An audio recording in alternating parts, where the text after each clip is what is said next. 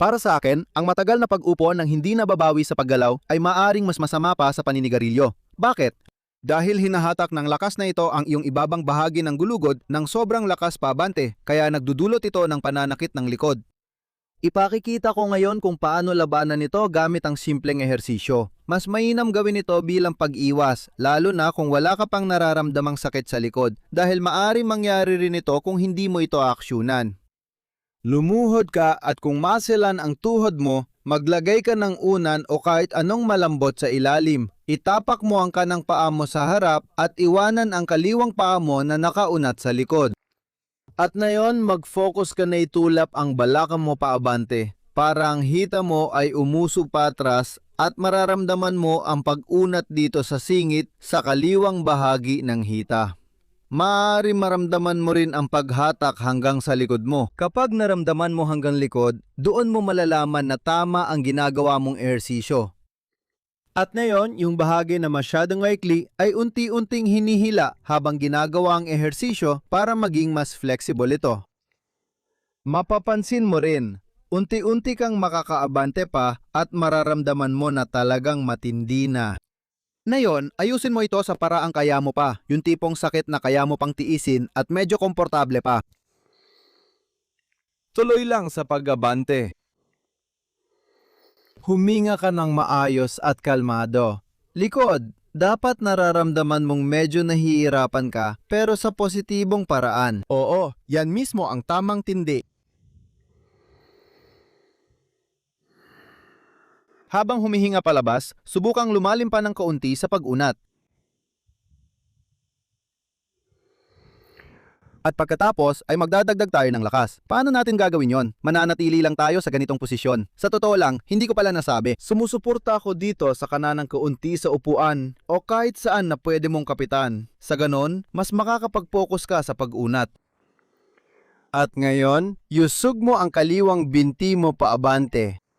Siyempre, hindi mo magagawa yon kasi nakatayo ka o nakaluhod ka dyan. Pagkatapos, mag-relax ka lang at mapapansin mong uusad ka pa. At pagkatapos ulit, hihilahin mo ulit paabante. I-activate mo mayon ang mismong kalamnan, ang hip flexor na gusto nating gawing mas flexible. Mag-relax ka ulit at subukang umabot pa ng kaunti sa pag-unat.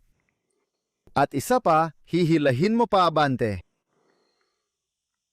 Mag-relax ka at ituloy mo pa ang pag-unat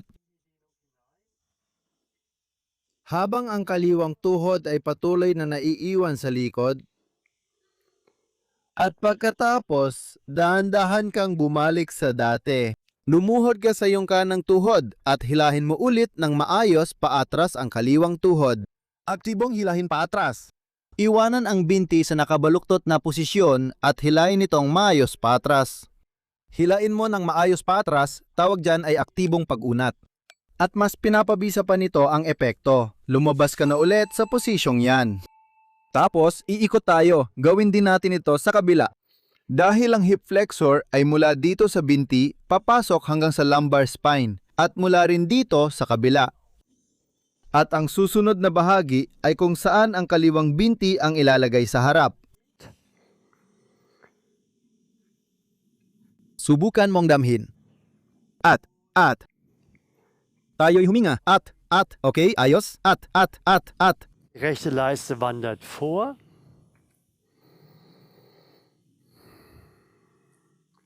Kung masyadong hindi komportable para sa iyong mga tuhod, maglagay ka ng malambot sa ilalim. Kasi kapag sumasakit ang tuhod mo at nai-stress, masyado kang nagiging tense sa ehersisyo at hindi mo na ito ma-enjoy. Patuloy kang umabante sa pamamagitan ng pagtulak ng iyong kaliwang tuhod paabante. Dito mo agad mararamdaman ang epekto. Mahila ulit mula itaas ng hita papunta sa singit at maaring umabot din sa likod. At dayan ang sinabi ko, maganda yon dahil ibig sabihin ay tinatamaan mo mismo ang bahagi na responsabale sa pananakit ng iyong likod. Patuloy ka lang lumalim. Pansinin kung paano lumalakas ang unat. Kung ginagawa mo ito sa unang pagkakataon, maaring maisip mo ano bang nangyayari dahil hindi talaga sanay ang katawan na maunat ng maayos sa bahaging yon. Ngayon, mas lalakasan natin ang pag-unat. Ibig sabihin, manatili ka lang sa position mo at mag-focus ka na gusto ng kanang tuhod mo na umabante.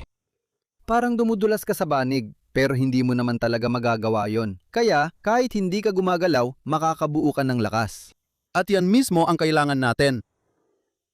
Pagkatapos, mag-relax ka ulit at itulak mo paabante ang kaliwang tuhod. Dito, lalakas ulit ang pag-unat at isa pa. Ngayon, hilahin mo ulit paabante ang kanang tuhod. Mag-relax ka at ipagpatuloy mo ang pag-unat. At pangatlong beses pa, hihilahin mo paabante. Pakawalan mo ang lakas na yan at igalaw mo paabante ang kaliwang tuhod para mas lumalim ang pag-unat. Pagkatapos, unti-unti kang bumalik sa dati. Lumuhod sa kaliwang tuhod, lumihis ng kaunti, itaas ang kanang tuhod at aktibong hilahin ang kanang binti paatras. Minsan mahirap kontrolin, pero subukan mo pa rin dahil natututo ang katawan at bumubuo ng mga bagong programa para sa mga kalamnan. Nagkakaroon ng komunikasyon ang mga kalamnan at gumagaling ang kanilang kontrol. At lumabas ka ulit. At pinakamainam na maglakad ka muna ng ilang hakbang ngayon at damhin mo dahil sigurado akong mapapansin mo ang pagkakaiba. Mas magaan ang pakiramdam ng lahat. Kung nais mong malaman pa tungkol sa pananakit ng likod, may ginawa kaming gabay. Makikita mo yon sa ilalim ng video na ito sa description o sa unang komento. May link doon. I-click mo yon at ipapadala namin sa'yo. Kung gusto mo agad mag-ehersisyo laban sa pananakit ng likod, sabayan mo agad ang kasunod na video.